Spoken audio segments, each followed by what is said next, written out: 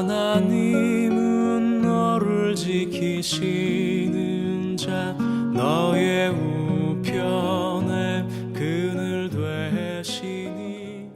귀하고 복되신 생명의 말씀입니다.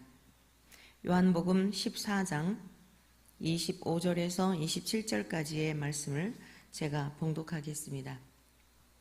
내가 아직 너희와 함께 있어서 이 말을 너희에게 하였거니와 보혜사 곧 아버지께서 내 이름으로 보내실 성령 그가 너희에게 모든 것을 가르치고 내가 너희에게 말한 모든 것을 생각나게 하리라. 평안을 너희에게 끼치도니 곧 나의 평안을 너희에게 주노라. 내가 너희에게 주는 것은 세상에 주는 것과 같지 아니하니라. 너희는 마음에 근심하지도 말고 두려워하지도 말라. 아멘. 오늘의 이 복된 말씀을 통하여 유산을 남기다, 이렇게 제목으로 함께 유산을 남기다, 주님이 남기신 유산이라는 제목으로 함께 말씀을 배우도록 하겠습니다. 주님은 저와 여러분들에게 유산을 남기셨습니다. 그 유산이 무엇인지 오늘 말씀을 통해 배우겠습니다.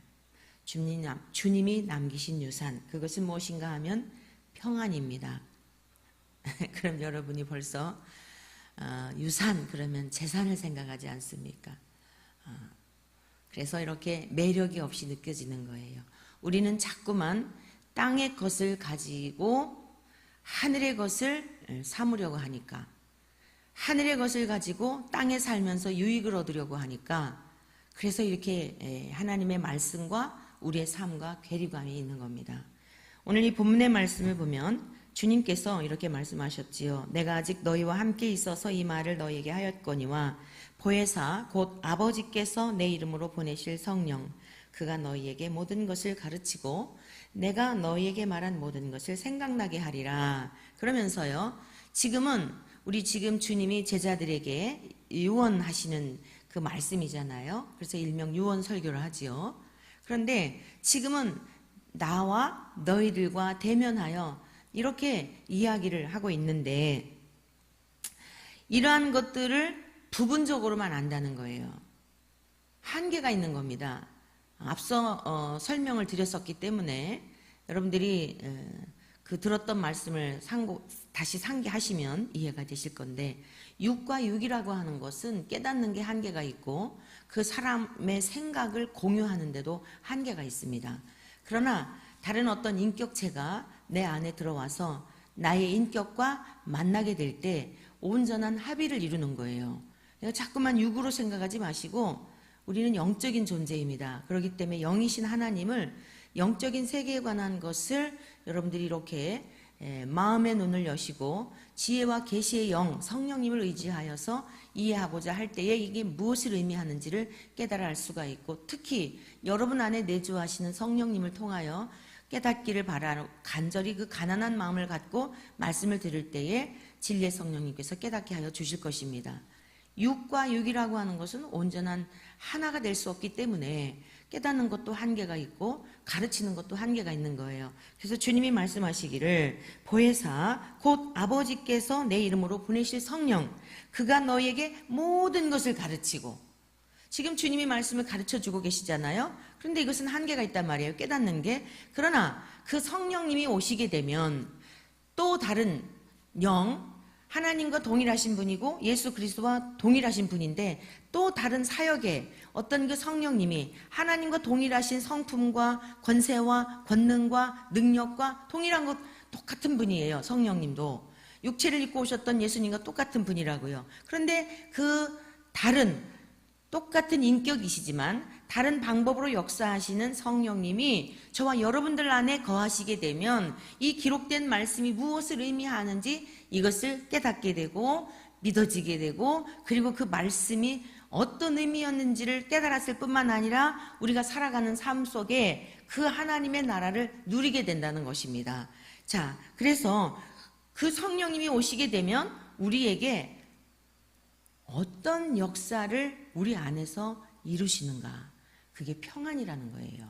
끼치논이라고 하는 이 단어가 어원적으로 유산을 남기다 이런 뜻이 있고요. 자, 평안이라고 하는 에인네라고 하는 이 단어는요, 어떤 의미가 있냐면 결합이라고 하는 이 단어에서 유래한 거예요. 결합하다라고 하는 단어에서 유래한 것인데, 하나가 됨, 고요, 안식, 평화, 번영, 이런 의미가 있어요. 또 요즘 번영신학에 대하여 굉장히 비판적인데요. 이 번영이라고 하는 것도 자꾸 땅에서 확장되어지고 부자가 되고 땅에 재물이 많이 쌓여지고 교회 같은 경우에도 점점 이렇게 무엇인가 땅 사고 또 사고, 그러면 자꾸만 사람들이 모이게 되잖아요. 그리고 그 안에 모이도록 노력을 해야 되잖아요. 넓은 공간을 마련했으면 그 안에 채우려고 하는 노력이 있게 되지 않겠습니까? 그러니까 인간적인 방법들이 자꾸만 생기는 거예요. 하나님은 그런 번영을 말한 게 아니에요. 우리 안에 이 세상 만물의 주가 되시는 하나님과 우리와 결합하게 되니까 이게 평안의 의미가 있단 말입니다. 결합하게 되니까 하나님과 우리와 연합이 되었으니 하나님의 것을 소유한 자가 되지 않았겠습니까? 이게 평안을 끼치노니 이런 뜻이란 말이에요. 끼치노니 유산을 남기다. 무엇을요? 평안을 우리에게 유산으로 남겼다고요. 사랑하는 성도 여러분, 평안을 누리고 계십니까? 여러분들의 모든 노력과 수고가 사실 무엇을 위한 거예요? 평안을 위한 거라고요. 노년을 평안하게 살기 위해서 힘들게 수고하는 거 아니에요? 그런데도 여러분들이 경험해 보았지만 지금보다 재산을 많이 갖고 있었을 때 평안하셨습니까?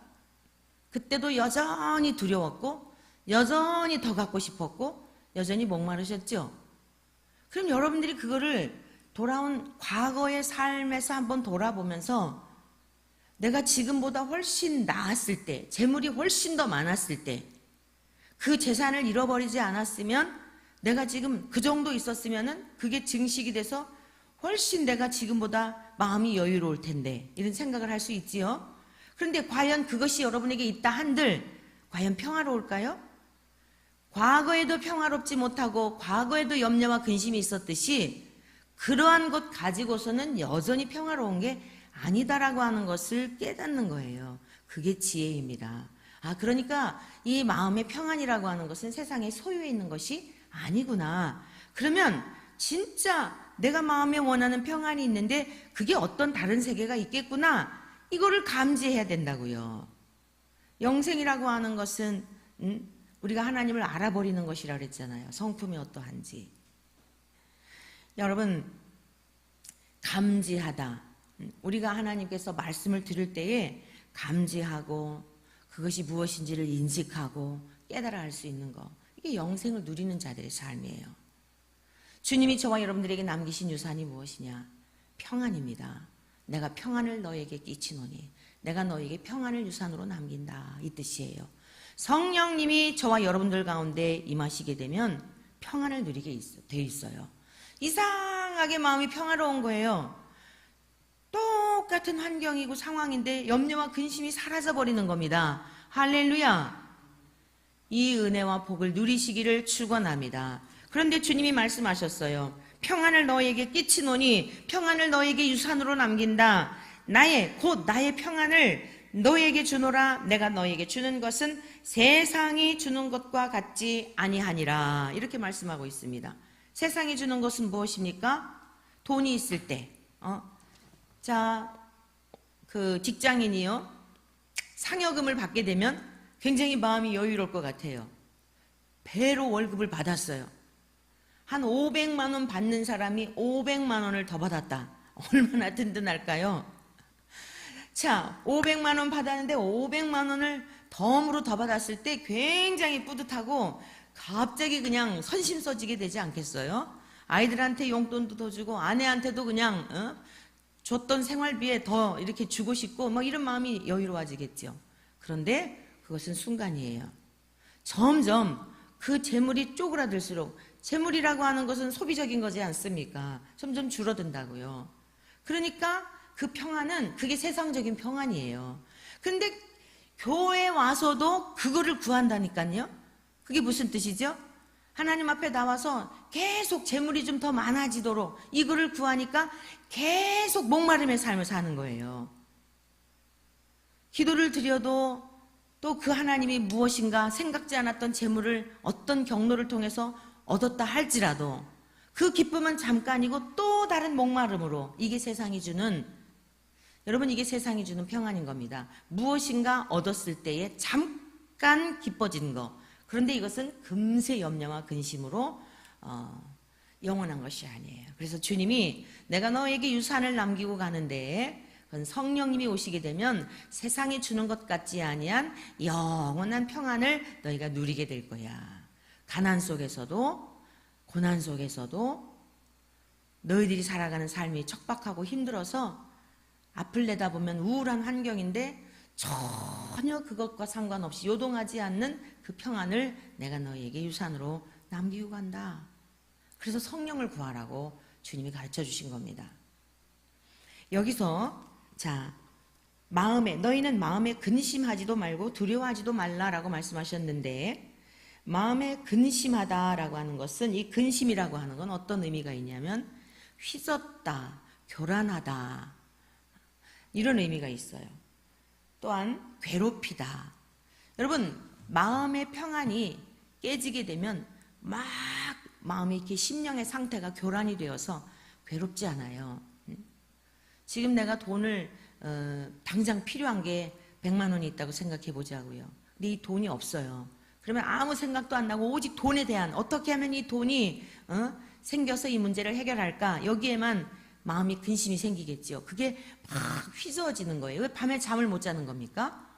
영혼이 괴로워서 심령의 상태, 마음의 상태가 마치 구정물을 나무로다가 저어놓으면 맑은 물인 것 같았지만 밑에 있는 찌기가 다 올라와서 그 물이 깨끗한 게 아니고 더러운 것이었구나라고 하는 거를 볼 수 있잖아요.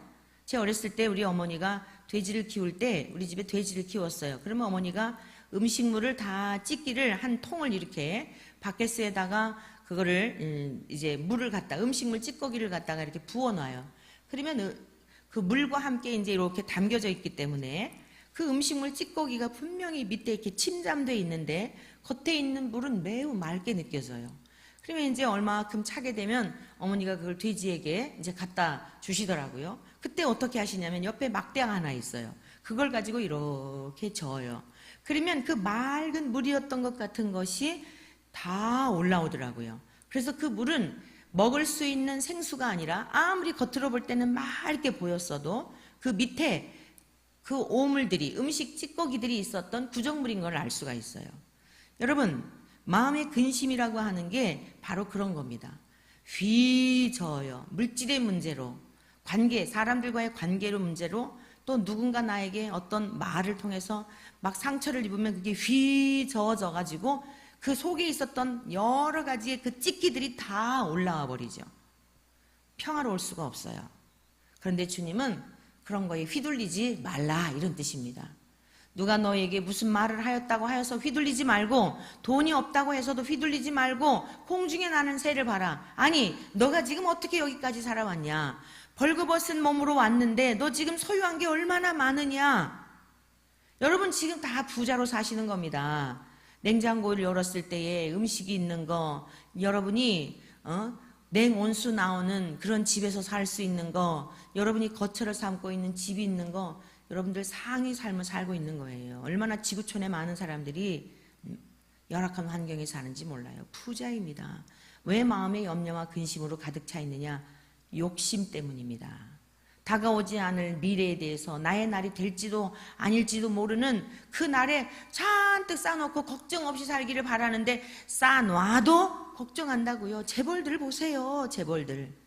부디 사랑하는 성도 여러분들은 하나님의 그 영광스러운 것을 자꾸만 땅의 것으로 바꿔 여러분들의 마음에 쓸데없는 걱정, 쓸데없는 염려, 이러한 것으로 인하여서 하나님의 마음을, 믿음이 없으면 하나님을 괴롭히는 겁니다. 하나님은 믿음이 있는 것을 기뻐하시는 거예요. 믿음으로 승리의 삶을 살아가시기를 축원합니다.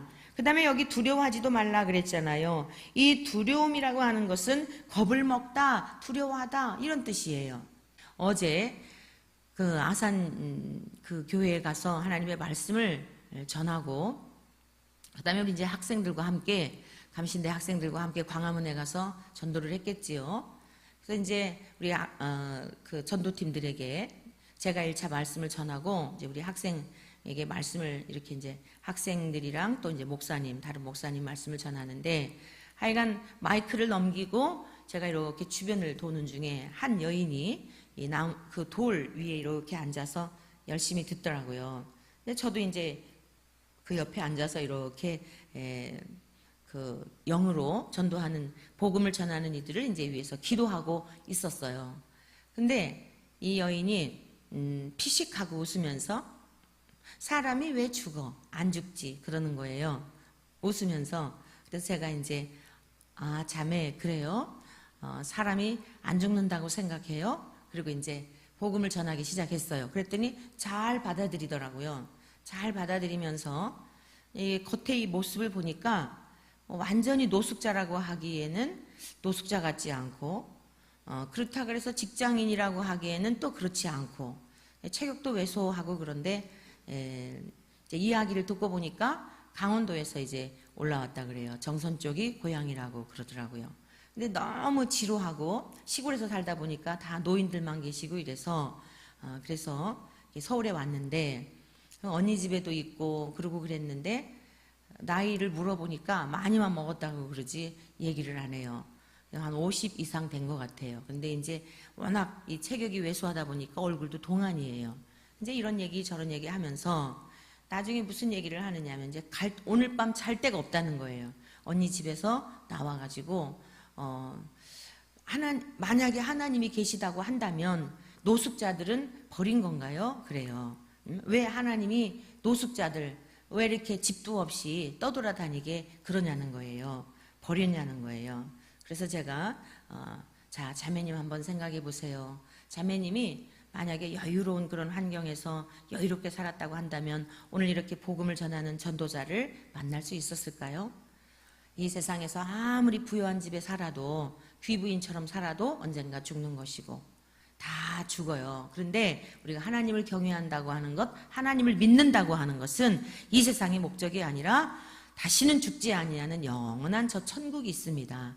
늙지도 아니하고 아프지도 아니하고. 그랬더니 많은 질문을 하더라고요. 그 천국에서의 삶이 어떤지 잘 받아들이는 거예요. 그래서 제가 자매님, 그래 잘 데가 없어요.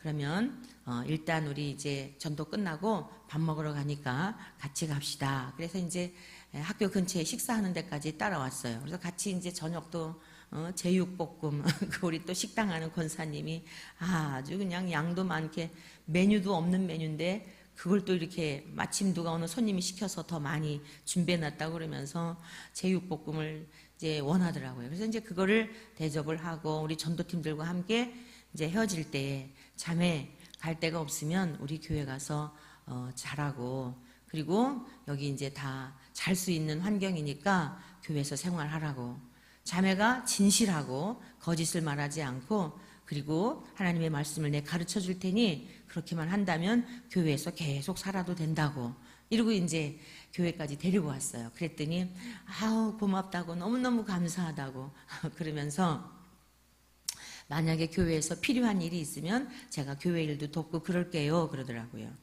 그래서 이제 아무튼 그렇게 교회를 왔는데, 자, 자매님 내려오세요. 교회에 오면 가장 먼저 기도하는 거예요. 그랬더니 이제 이렇게 문에서 들어와 가지고 앉더니 인상을 찌푸리는 거예요.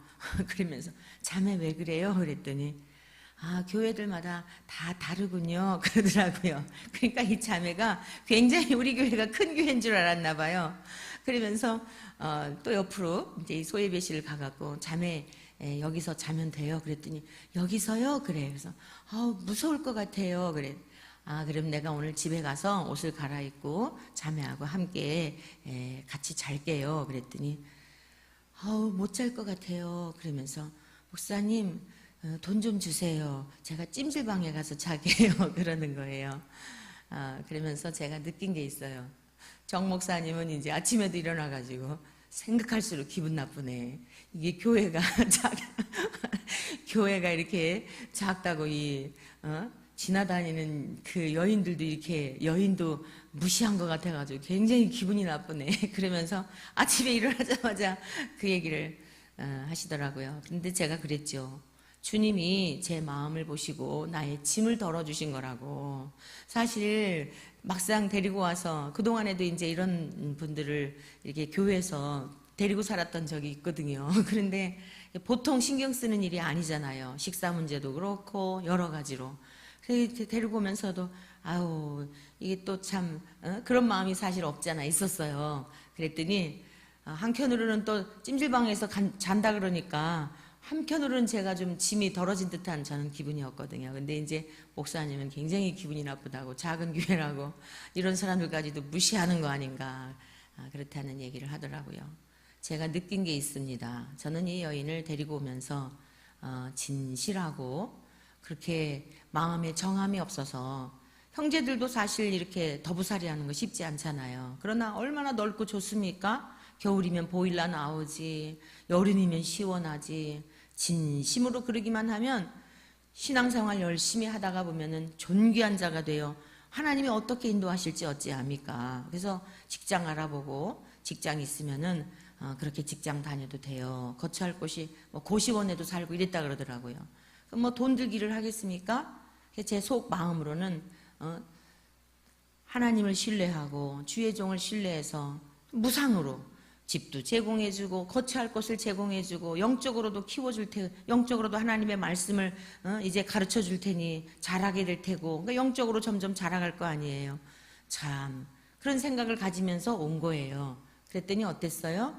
육의 눈으로 보여지는 것 당장 돈 얼마 제가 10,000원을 줬더니 작다고 더 달라 그러더라고요. 당장 보여지는 것만을 취하면서 이곳저곳을 떠돌아다니는 그 여인의 모습을 보며 오늘 여러분들의 인생의 모습은 어떻다고 생각하세요? 하나님을 믿고 신뢰하는 사람에게는요, 저는 가진 게 없는 사람인데도 이 한 여인이 갈 곳이 없다고 하니까 나름대로 구상을 하지 않았겠어요? 또 우리 권사님들이 이 여인을 보면서 사이즈가 또 비슷하면 옷들도 또 갖다 입힐 테고 이 뻔히 보이더라고요. 이 여인의 인생길이 저렇게 떠돌이처럼 다니지 않아도 되는 정착하여서 주님을 만나서 얼마나 앞으로 존귀하게 그럴까. 만난 분들이 그랬어요. 끝까지 참고 인내하는 분들이 다 달라지더라고요. 목회하면서 그런 거 많이 경험했습니다. 오늘 육적인 한 여인의 떠돌이 인생을 보면서요. 믿지 못하는 사람의 인생이 계속 떠돌이로다가 방황하며 살다가 두려움과 근심 속에 살다가 죽어가는 많은 인생들이 있었을 텐데 오늘 저와 여러분들의 영혼을 생각하라고요. 영혼을. 하나님은 어떤 분이십니까? 하나님은 이 작은 교회를 섬기는 목회자 정도입니까? 여러분 우리 하나님이 재벌 정도입니까? 하나님이 대통령 정도입니까? 저 미국의 강대국의 대통령 정도입니까? 이 세상에 있는 모든 대통령들을 다 포함하고 여러분 이 세상에 있는 모든 왕들을 다 포함해도 우리 하나님의 새끼손가락에 미칠 수가 없습니다. 티끌에 털어개도 비교할 수 없는 것이 우리 하나님의 능력이고 이 세상에 있는 사람들이 가진 소유인 거예요. 사랑하는 성도 여러분들이요, 하나님을 신뢰하시기를 축원합니다. 우리 주님이 남기신 유산이 평안이라 그러니까 가볍게 여겨지죠. 이 평안이야말로 하나님 나라의 것입니다. 하나님과 온전히 합일이 되었을 때에 성령님을 통하여서 하나님의 말씀이 깨달아지고 하나님의 말씀이 무엇을 의미하는지를 알게 되고 하나님 나라를 누리며 살게 되는 거예요. 그게 하나님 나라가 임한 겁니다. 그러니까 하나님이 내 안에 계시어서 주님 모시고 살아가는 삶인데 무엇을 하나님께서 우리의 삶에 있어서 필요한 것들을 채워주지 않을 그 무엇이 있겠냐는 거예요. 저와 여러분들은 무엇을 위해서 지금까지 살아왔습니까? 전부 땅의 것 아니었습니까? 믿는다고 하면서도 늘 염려하고 근심하고 한 이유가 뭐예요? 그게 바로 여러분들이 주인이었기 때문인 겁니다. 하나님의 나라라고 하는 것은 주인이 바뀌었다는 뜻이에요. 내가 주인이 되어 살던 삶, 내 인생을 다 계획하고 어떻게 하면 내 인생 걱정 없이 염려 없이 살까 했는데 걱정이 끊임이 없었잖아요. 지금도 여전히 걱정이 있잖아요. 주님은 그거 다 내게로 가져오라는 거예요. 수고하고 무거운 짐진 자들아 다 내게로 오라. 내가 너희를 쉬게 하리라. 그거 다 가지고 와. 내가 져줄게. 내가 너 업어줄게. 반짝 들어 업고 이 나그네 인생길 저 천성에까지. 지금은 영으로 교제하지만 이후에는 그 영혼은 하나님의 나라에서 함께 같이 살자. 그래서 주님이 이 땅에 오셨던 것이고, 그래서 주님이 그 영원한 생명을 주시려고 지금 십자가를 지시기 전에 제자들에게 이 말씀을 명하셨던 것입니다. 사랑하는 주님의 권속이 된 저와 여러분들이요, 믿음이 없이는 하나님을 기쁘시게 할 수 없습니다. 하나님은 우리에게 요청하시는 것 다른 거 아닙니다. 함량 미달인 그런 믿음이 아니라, 그냥 머리로만 내가 생각하는 믿음이 아니라 온전한 믿음, 온전한 믿음. 그 믿음이 있을 때에 하나님과 연합이 되어서, 연합이 된 것, 이게 평안이에요. 에이레네.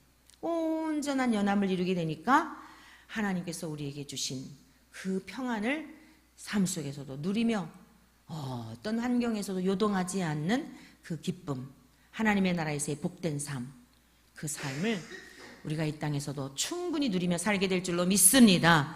누릴 뿐만 아니라 여러분 가정에서도, 만나는 이들에게도 이 평강이 흘러가게 하는 일에 쓰임받는 우리 모두 되시길 주의 이름으로 축원합니다. 하나님은 너를 지키시는 자, 너의 우편에 그늘 되시니 낮에